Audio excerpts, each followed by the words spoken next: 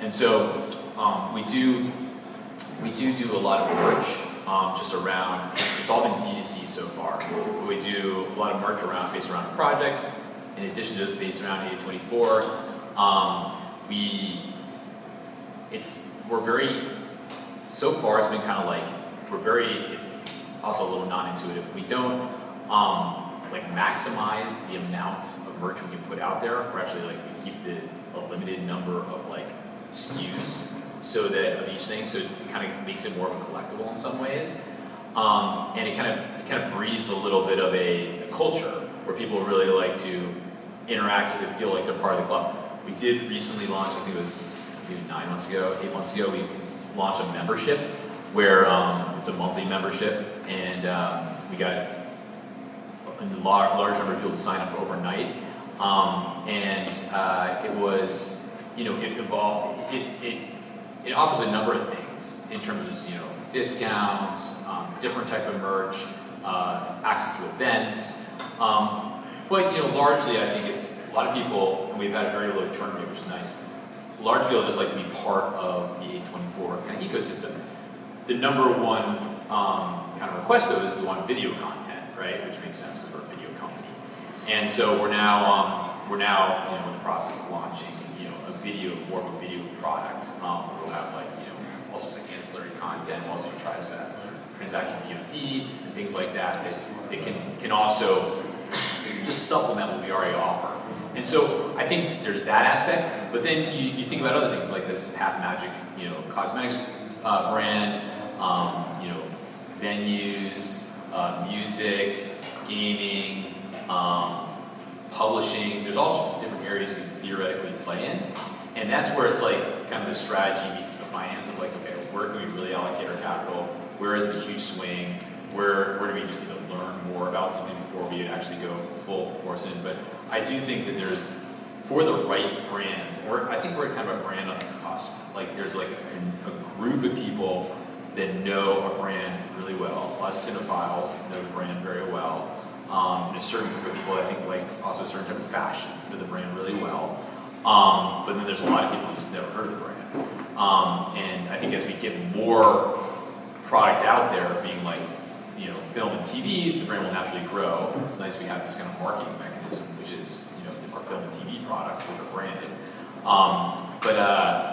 But anyway, I think it has the potential to grow, and it's kind of figuring, which I know a lot of companies, I'm sure here also deal with, is like, when do you get that tipping point where you're like, okay, now we're starting to become more mainstream as like a real thing. We're like tipping over from being that kind of like, customer type brand to being actually more mainstream. So we're kind of like playing in that category right now. We had like a moment at the Academy Awards this past in February where we had 6 movies nominated, but we had 2 movies that won 9 awards in total. We were the first studio in the history of Oscars to win, 95 years of Oscars, to win all 6 of the major categories. And so that was like a big moment for us as a company. And so that like actually propelled the brand a little bit more in the mainstream. You saw different stuff from like, first of all, we got a bigger name talent who wants to work with us. You get the streaming companies, we have a very good relationship with all the major streamers, but like they're like, oh, maybe we want to do this deal with you. Like you see the Leonardo DiCaprio or Tom Cruise movie, you're like, okay, maybe that one's maybe too big for us, but like you see stuff and you're like, and they want you to, and so it's interesting from that standpoint. But I think more importantly is like, you got a broader fan recognition, right? I'm probably a little bit older than most people here, and like, now that I like, you start to see that when like, people like that are like my friend circle that aren't probably not all the core like A24 audience, which have to be a little bit younger. It's like now they're like, oh, A24, I saw like Thief, like which was a pretty like mainstream kind of show. It was number 1 on Netflix for a little bit, and it's like oh, A24, like you start to see it tipping over. Like, okay, good. So how do we capture that? Not ruin the brand, because you don't want to ever like, you want to be very careful about the brand, where you need to be like this like protective of the brand. I mean, I remember as an example at Disney, it was so funny, like we would always look at, and I was in the strategy group, we would always look at like expansion opportunities and all stuff, and one of the most powerful groups there was this like, the marketing brand police at Disney, because to them, like brand is everything, right? And they would go out and find all the pirated, like, products that were like, in like, there were some ridiculously, like, products you see like, anyway, I won't go into that, but like, it was like, yeah, I'm not going to anyway. But so that were totally off-brand, I guess I'll say. Disney products that were totally off-brand. But every decision had to go through that group in a way, and that was like, and they had a huge amount of power. It was almost like a police, organization in there. So it's finding that right balance again of like not going over the edge, but like, taking advantage of the moment. Yeah, no, it makes sense. Like, especially as you go into like start to become more mainstream, it's like you don't want to lose the magic that made it special, right? And it's amazing to me. So you launched a subscription product. I actually didn't know about this. Were you part of the plan? Was this like post your tenure? Because it's amazing to me. Just launching a subscription product, people are paying, but there's actually no like content associated with it. Yeah, there's no content really. I mean, it's kind of funny. There is utility to it. It's not a huge amount of utility when you look at it. I mean, don't quote me on this. No one's quoting me on anything. It's not a huge amount of utility. It's discounted products. You get early drops. You get like some stuff. There's going to be I think there's going to be a lot of utility on it soon. So I think that's where you kind of bring it over. Like as these next like 2 years, I think we have a whole product roadmap that I think will bring a lot of utility to it.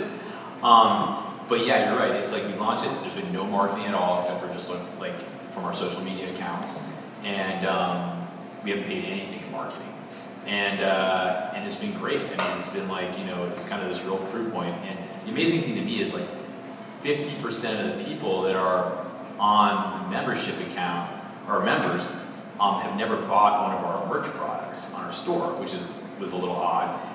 So it's like this whole untapped, it's like kind of like experience for being part of something. The other thing that I'll talk about the brand one more point. Actually, one of the stats that we're kind of most proud of is that we poll people. This isn't meant to be an advertisement for A24, but we do poll people that exit. They're the exit polls that go to our films and theaters. And at this point, we're at 60% of people that come to our movies are there because it's an A24 movie, as opposed to like necessarily the content. Now, I don't. So ideally, you want that number to be lower, like if you kind of get broader at some point. But it is great from a marketing standpoint that like you kind of you just get to save on marketing, right? It's more efficient. It's like authentic. People buy it. So. Yeah. No, I mean that's a really impressive stat, 60%. And I think to me, I think to make it sort of more real, I think for startup founders, this idea of like wanting to perfect a product, making it perfect, making sure you're giving enough value before you launch, before you sort of start charging people. Yeah. It just goes to show if you have like an audience and a cult like following, like they will pay for something, right? Totally. You can sort of add on value over time, right? Yeah, exactly. I mean, that was the thing. It was like this was an experiment at first. We got a lot of we were very impressed with the early numbers, and so like now we want to add value because it's worth it from an investment standpoint. Right, because it's sort of like prove you also want to prove it from a business standpoint, and also you also want to satisfy your fans as well. Okay. So I'll ask one more question, and then I'll open it up to the group. So from a sort of technology and innovation perspective, if you think about from for A24, whether it's in film creation, obviously there are things like AI, whether it's from the experience perspective, moviegoers or film watchers, like what are you most excited about in terms of new technologies? And sort of as you think about from your vantage point, how you can incorporate new technologies into what you're building these. Yeah, so it's a great question. I mean, there's some things that are just like little shifts or even like repeats, and some things are more like kind of like major, like monumental shifts. So on the smaller stuff, like the fact that the streaming market actually has had like kind of a tough year, right? So Netflix, it's about a year ago, announced that their subscribers were lower. Then their growth slowed, and they kind of hit the whole like media market where now they're very focused on profitability instead of just growing subs, and so like it's changed kind of the whole like business model is like being reassessed in this market. And so stuff like subscription VOD is there's like other models that are coming out. Obviously advertising being key, so you're like kind of like back to the beginning, and there's like rebundling of VOD platforms, and like now Disney is adding in a bunch of different brands together into its Disney Plus all at once. HBO's consolidating, Showtime, Paramount, they're all consolidating their like channels, And so it is kind of funny, just like trends that are happening. So I don't know if that excites me, but it's like interesting to see shifts that are like kind of in the models. And the movie theaters are doing okay. And movie theaters are doing well as well. Yeah, it's funny. All the streamers now, they don't want to do as much direct to service kind of streaming. They want to actually have theatricals, because it's much better from a public awareness standpoint. So it is good. It's like kind of like it's just something to watch out for. I think in any trends, like things just to kind of repeat sometimes. I will say I know it's like the buzzword everyone here, but like the AI, generative AI is something that's pretty exciting. Joe Tsai is obviously an investor. We have a number of investors who are very tech oriented. One of our investors founded General Catalyst. We become a little bit of an not incubator, but guinea pig for some of these guys in terms of their AI companies in our space. And it's been kind of cool to we have like a concerted effort just like finding out like how this could change the industry. I think first and foremost, the kind of like not sexy stuff is going to be the immediate impact, which is kind of like the companies, at least in our world, that do like editing and like dubbing and color correction and things like that. Those are going to be very helpful, and there's almost like an immediate utility to these companies, right? And by the way, like there's like the functional AI stuff, like just the functional departments, there's accounting and legal and all that stuff. That's like any company can incorporate, but like we are starting to look at those ones as well.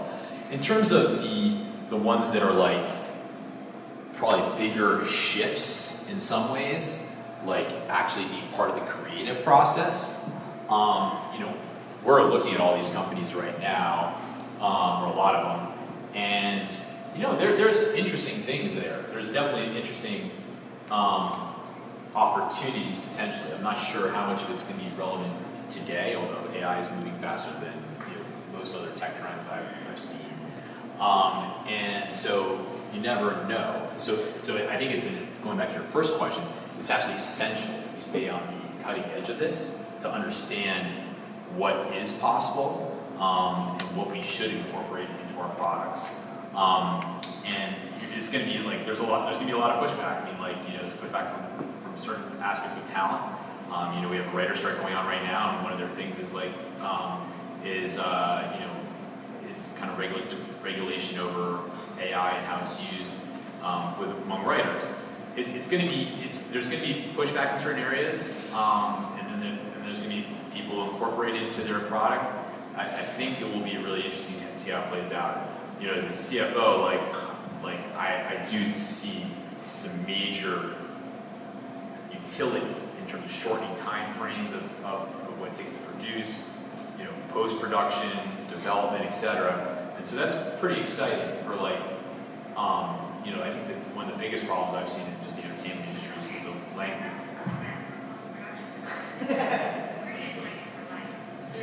There's always listening. AI song. It's funny actually. But I do think that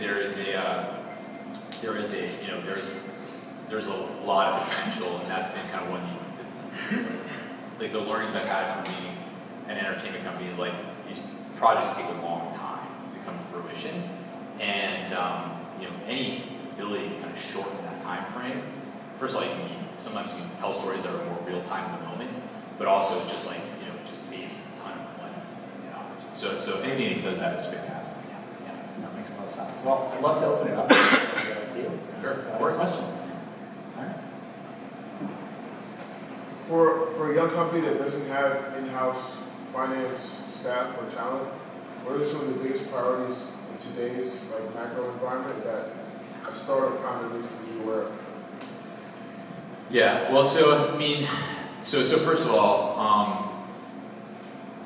you definitely want to make sure, even if you don't have internal finance, you want to make sure you definitely understand the bookkeeping and what's going on. And that's you need to understand, how much capital you have, the revenue, expenses, and be able to kind of map that out. And that's kind of table stakes, I think, that's really important.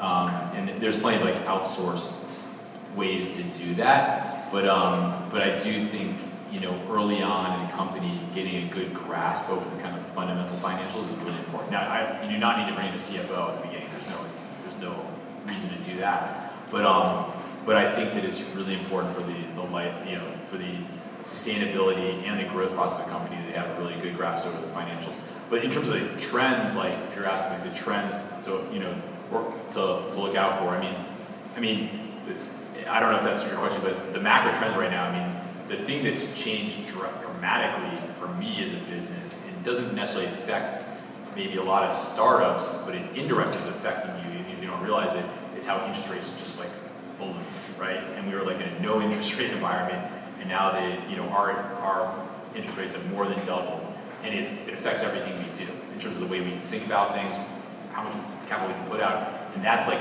affecting all the customers, whether it's consumers or businesses out there that might be your customers, your vendors, etc. It's like it's a different world and a different mentality. I mean, it's not that outside of the realm of where we've been in the past, but since we've been in such a low interest rate environment, it's a big difference right now. And so I would say, if you're not borrowing, which many of you probably aren't, but like it's going to affect the whole ecosystem in general. Hopefully that stuff starts to go down again. Did that answer your question or not? Yeah. Okay, cool. Got that. Hi, I'm Gabriel. Quick question. So it's less of a finance-related question, that's okay? Yeah. So a lot of companies now, think of like Netflix and various others, have launched shows almost at the same time as they launch like an e-commerce strategy. Yeah. I think about Netflix launching Netflix Shop. I'm curious about whether or not your company is starting to think along those lines of creating e-commerce platform-like capabilities in the same, I guess, at the same speed as content's being created. And I have a follow-up question to that, but I'm curious. Yeah, definitely. I think so there's something really interesting about it. It kind of goes back to, like, first of all, talent likes to like play across different verticals, right? And you see talent like kind of launching e-commerce, commercial brands all the time, right? And the consumer, if they're really into a content or a consumer product, if they're really into it, they like to see it from all different aspects. So they might want the brand, or they might want the video that happens to do with a certain filmmaker or someone's vision, right? So we do. So I mean, like, one of the things that's interesting is that when A24 started out, they did have this like insight of creating these like very bespoke products that had to do with like a film or TV show. Some of them were like consumer products where Everything Everywhere example is that we have like these hot dog fingers. I don't know if you've seen the movie, but like they were like actually were one of our best selling products because like everyone was wearing them at Halloween and like it was just like kind of a funny little like product. It was like promoting things. And some of it was like consumer products. Some of it was like more like experiences. So we had this movie called Ex Machina a long time ago, yeah. And we're about to do another Alex Garland film. Actually, it's going to be pretty interesting. But he was a director. But like Ex Machina is about, it's actually relevant to the prior conversation, the AI kind of like I guess robot, for lack of a better term.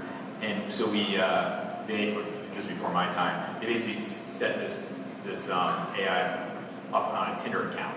And they saw how many people would interact with her. And it became this like marketing ploy, which was, to like get people into the film, but people actually thought they were actually like, soliciting a date for this person.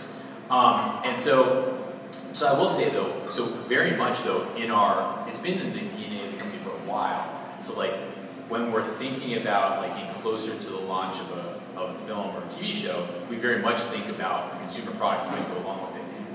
And a little bit from like, again, from more of a marketing aspect than necessarily like a financial product aspect, although it's becoming more of that. And when we kind of take our next stage with our membership account and other, it's going to be much more linked in a way that, there are going to be ways to access certain product that's related to film, and it's going to be much more kind of like logically laid out, and there's going to be connections between the two. But I think there's a lot of potential there. I really do. It's like a very synergistic value. I mean, it's a thing that Disney's done incredibly well, obviously. Yeah, I think there's a lot of, we do think about it, and we'd like to do a lot more. Fair enough. Thank you. Hi, my name is Massimo. My question is, brand recognition? Was it something that